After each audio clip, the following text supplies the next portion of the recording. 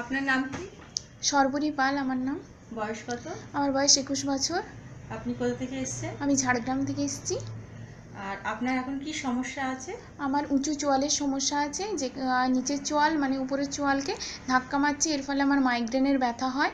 আমি কোনো কিছুতে কনসেন্ট্রেট করতে পারি না, মানে কথায় কথায় রেগে যাই, প্রচণ্ড মাথা ব্যথা করে, মাথা ব্যথা থেকে সেটা ঘাড় ব্যথা হয়, ঘাড় ব্যথা থেকে ডান হাতটা পুরো অবশের মতন হয়ে যায়। এর আগে আপনি কোথাও চিকিৎসা করেছেন? হ্যাঁ, এর আগে আমি যখন খুব ছোট ছিলাম, যখন আমি 8 বছর বয়স ছিল, তখন আমি ডক্টর গিরিকে দেখেছিলাম। তো উনি আমায় ক্লিপ দিয়েছিলেন, আর আমি সেটা সেটা ব্যবহার করা হয়নি। এখন কোন ডক্টরবাবু চিকিৎসাধীনে? এখন আমি ডক্টর অনির্বাণ সেনগুপ্ত চিকিৎসাধীনে আছি। আপনার পাশে যিনি আছেন উনি কে হন? উনি আমার মা হন। আপনি এখানে এসে দেখেছেন যাদের এরকম সমস্যা ছিল তাদের যে চিকিৎসা হয়েছে?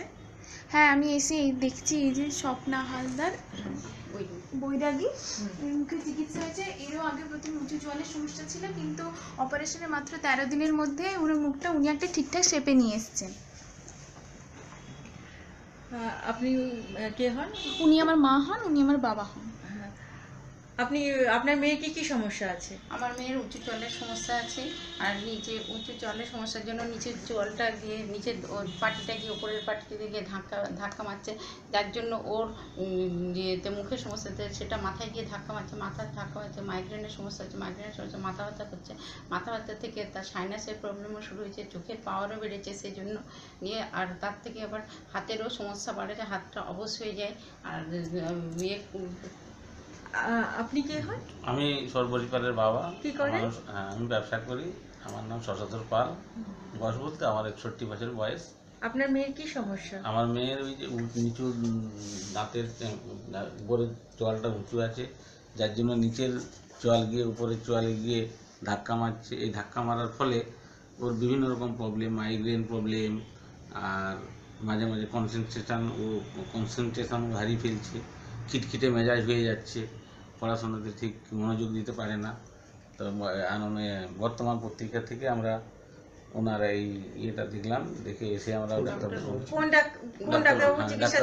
ডাক্তার অনির্বাণ সেনগুপ্ত চিকিৎসাধীনে আছে আমার মেয়ে, ওনার কাছে চিকিৎসা হচ্ছে। এখন ওনার কি ট্রিটমেন্ট হয়েছে? গামের কোনো সমস্যা ছিল? হ্যাঁ, গামের সমস্যা ছিল। উনি একটা অপারেশন করেছেন, লেসার অপারেশন, যার জন্য গামের সমস্যাটা কেটে গেছে। হ্যাঁ, এখন বলছে মুখটা একটু বেশি পরিষ্কার লাগছে আগের থেকে। This is the before treatment topographical architecture of no? সর্বরী Pal. Sharvari Pal.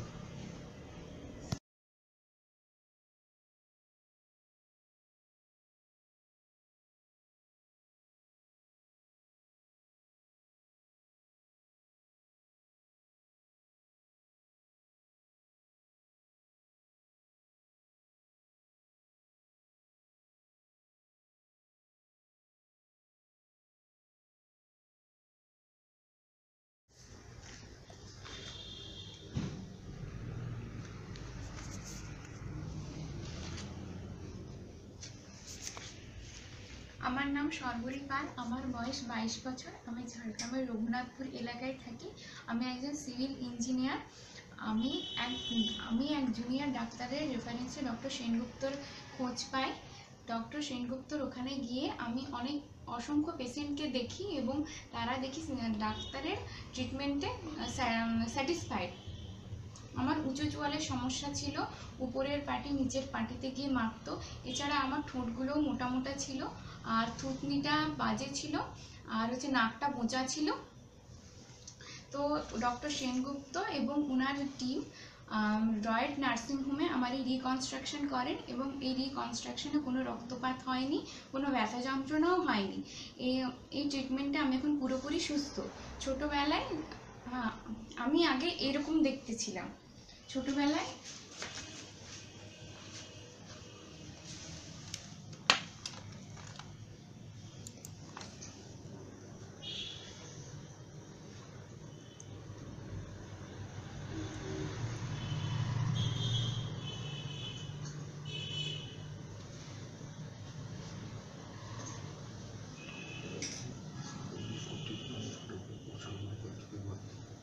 This is the before treatment of Shorbori Pal.